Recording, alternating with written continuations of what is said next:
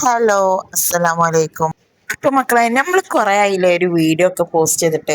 അപ്പൊ നമ്മളെ കുഞ്ഞു വീഡിയോ എല്ലാം സബ്സ്ക്രൈബ് ചെയ്യുക, ഷെയർ ചെയ്യുക, ലൈക്ക് ചെയ്യുക, കമന്റ് ചെയ്യണം കേട്ടോ. നമുക്കൊരു കുക്കിംഗ് വീഡിയോ ചെയ്താലോ? ഇക്ക കുറച്ച് പാർട്സ് കൊടുത്തിട്ടുണ്ടായിരുന്നു കേട്ടോ. ഇപ്പൊ ചോറിന്റെ കൂടെ കഴിക്കാൻ നമുക്ക് പാർട്സ് ഗ്രേവി ഉണ്ടാക്കിയാലോ? എനിക്ക് ടൈമില്ലായിട്ട് ഞാൻ കുക്കറിലാണ്ടോ വെക്കുന്നത്. മൺചട്ടിയിൽ ഉണ്ടാക്കിയ നല്ല ടേസ്റ്റിൽ കിട്ടും നമ്മൾ കുക്കറിനെക്കാട്ടി. കുക്കറിലേക്ക് കുറച്ച് വെളിച്ചെണ്ണ വാർന്നിട്ട് ഇഞ്ചി വെളുത്തുള്ളി ചതച്ചത്, കരിവേപ്പില, സവാള, കുറച്ച് ഉപ്പും ചേർത്ത് നല്ല വഴറ്റിയെടുക്കുക. പണ്ട് കാലങ്ങൾക്കില്ലേ കല്യാണ വീടുകളിൽ രാവിലെ ചിക്കൻ പാർട്സ് വെക്കാറുണ്ടല്ലോ. പൂള അതുപോലെ തന്നെ പൊറാട്ടൊക്കെ അതിൻ്റെ കൂടുതലുണ്ടാവുമല്ലോ. ഒക്കെ വല്ലാത്തൊരു ടേസ്റ്റ് ആണല്ലോ. അപ്പോൾ ഉള്ളി വഴറ്റിയതിന് ശേഷം തന്നെ നമ്മൾ 2 തക്കാളി ചേർത്ത് കൊടുക്കുന്നുണ്ട് കേട്ടോ. പച്ചമുളകും ചേർക്കുന്നുണ്ട് കേട്ടോ. നല്ല വഴറ്റിയതിന് ശേഷം അതിലേക്ക് നമുക്ക് പൊടികളൊക്കെ ചേർത്ത് കൊടുക്കാം.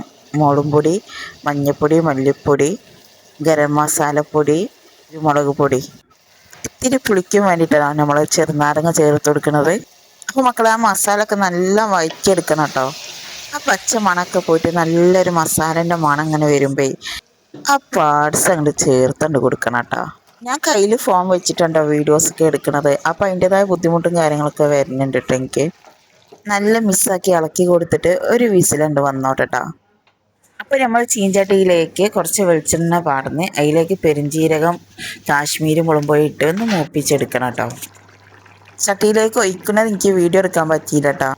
കുരുമുളക് പൊടി, ഗരം മസാലപ്പൊടി, മല്ലി ഇവയൊക്കെ ചേർത്ത് നല്ലോണം ചേർത്ത് നല്ല ഇളക്കി കൊടുക്കണം കേട്ടോ. ആഹാ, നല്ല സ്മെല്ല് വരുന്നുണ്ട് കേട്ടോ. ഞാൻ ഗ്രേവി ആയിട്ടാണ് ഉണ്ടാക്കിയിട്ടുള്ളത്, കറി പോലെ. ഞങ്ങൾക്ക് ചോറിൻ്റെ കൂടെ കഴിക്കാനുള്ള കേട്ടോ.